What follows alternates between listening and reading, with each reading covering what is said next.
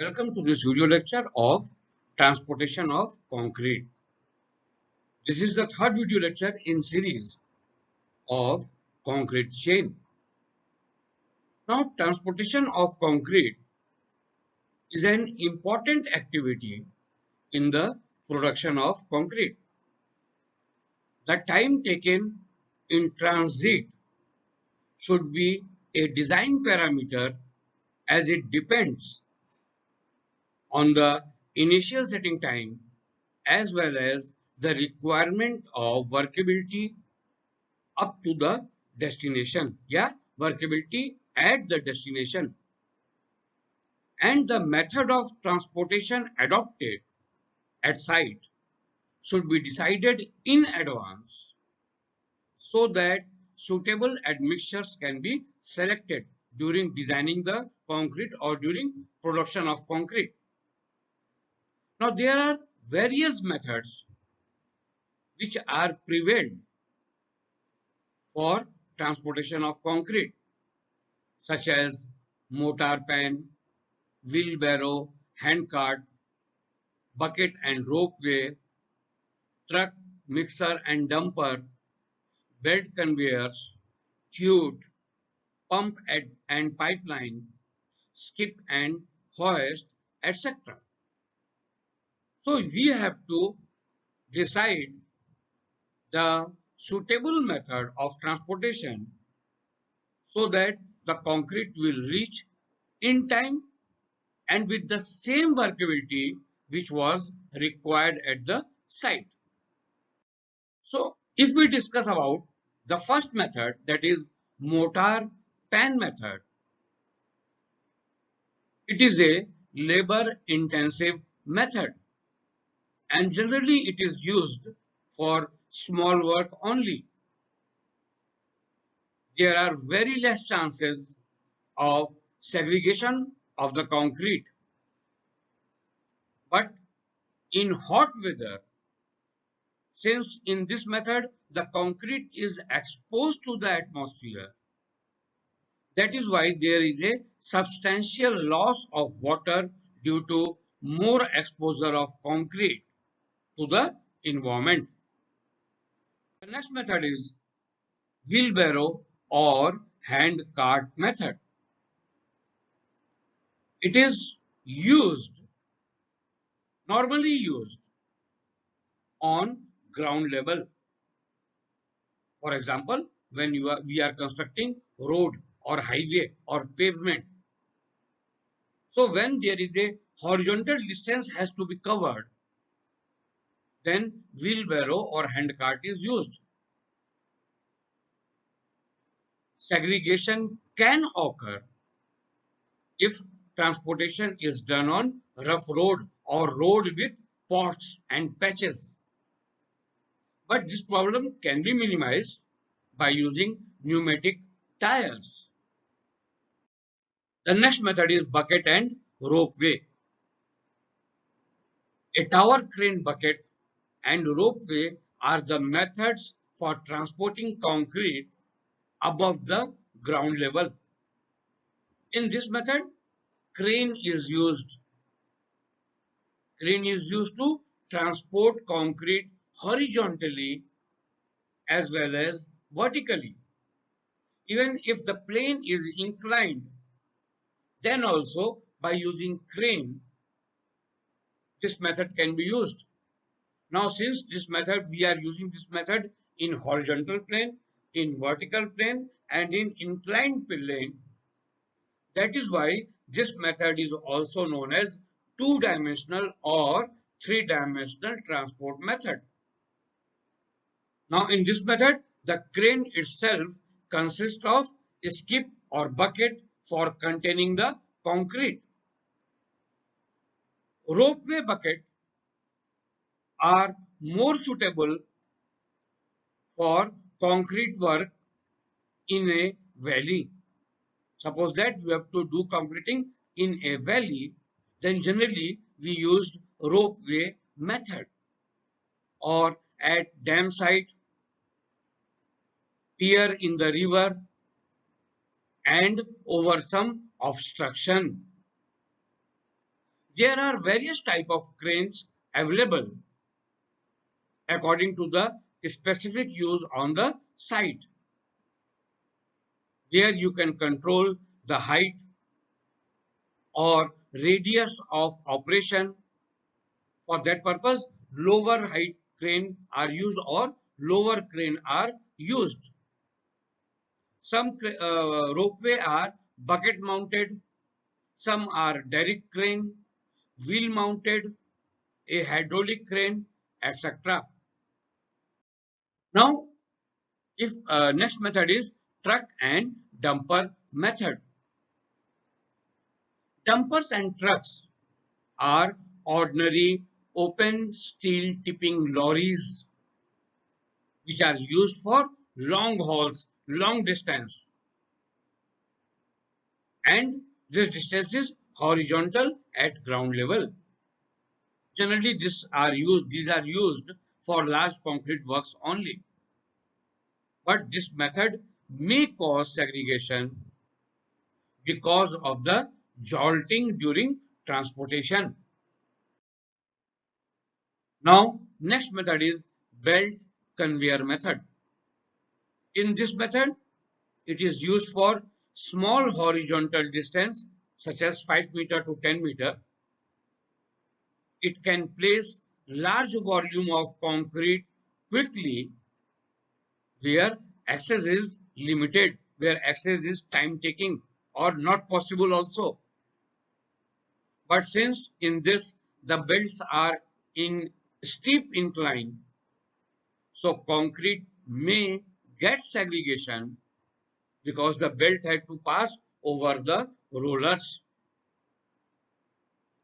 Now concrete, it is suggested that low slump concrete should be used for moving, slower moving belt, and higher slump concrete when it is faster moving belt.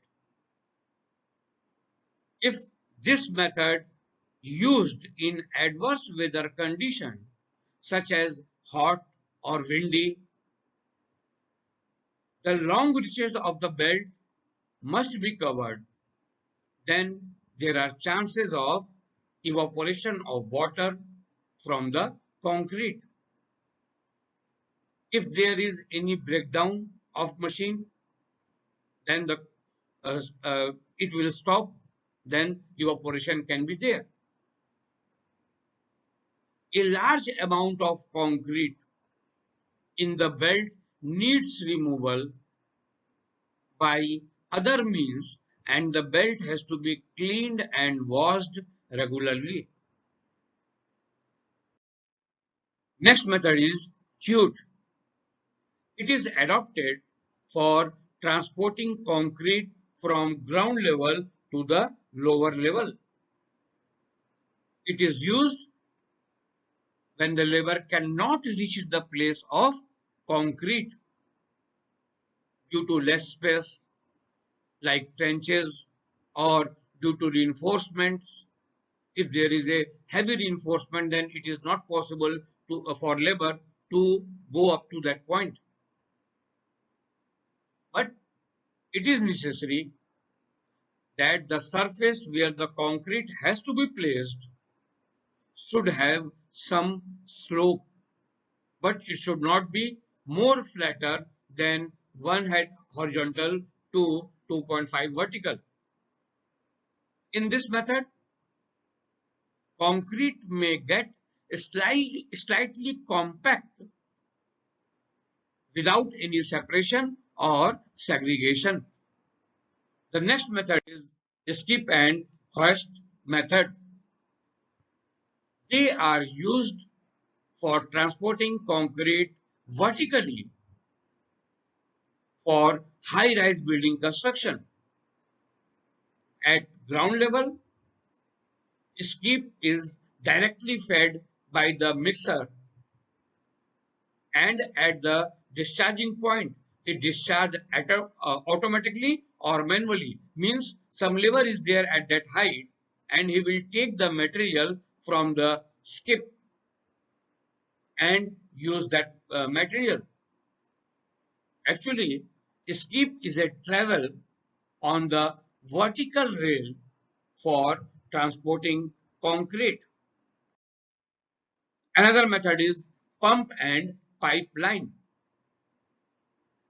Pumping of concrete is universally accepted and more reliable method of concrete transportation and placing. Its working start with the suction stroke, which suck the concrete inside the pipe, and it is delivered when piston is making a forward stroke. It is essential to choose the correct diameter and wall thickness of the pipeline so that it will match the pump and requirement of placing rate.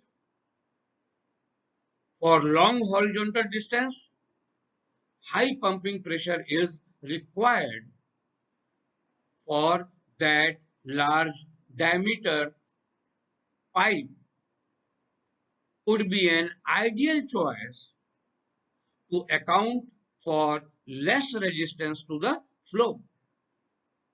Now, if we have to pump the concrete up to a height, then due to gravity and weight of the concrete in the line,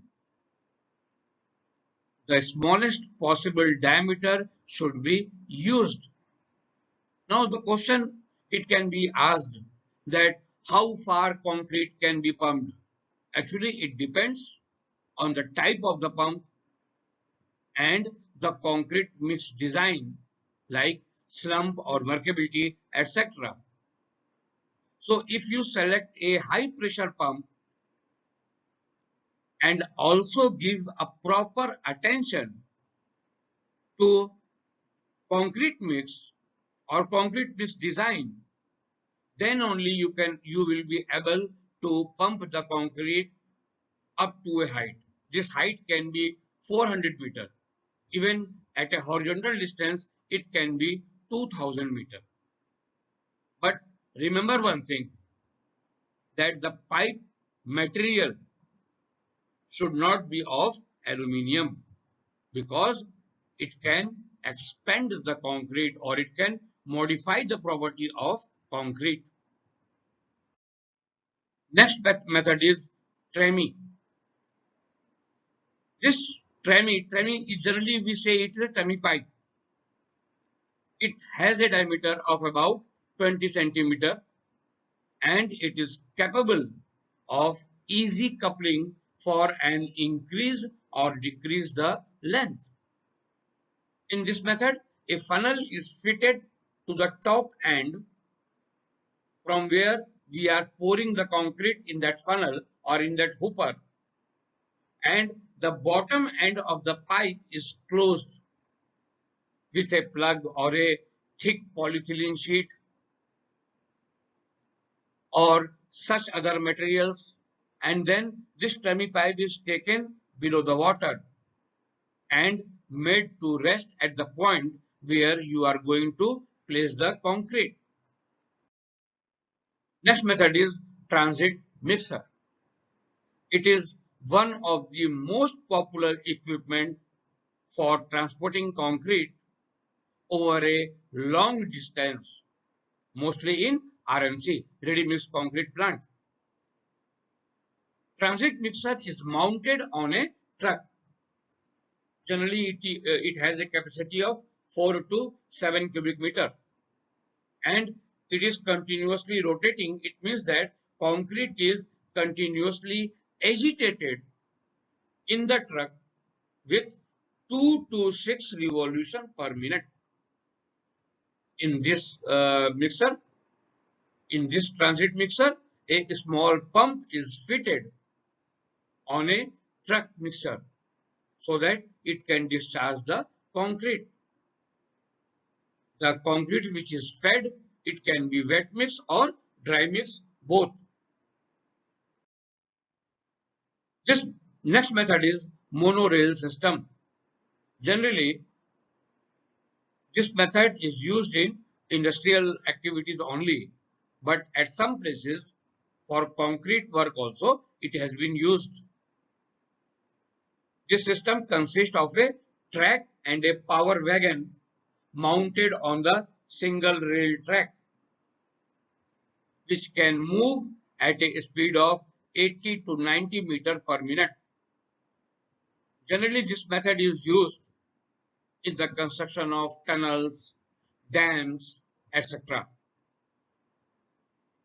There are chances of segregation in this method because there is a jolting of concrete in the wagon over each rail joint.